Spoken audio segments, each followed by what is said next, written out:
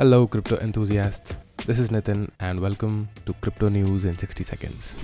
आज बिटकॉइन का price about 3.5% से घटकर पहुंचा ₹29,25,000 पर।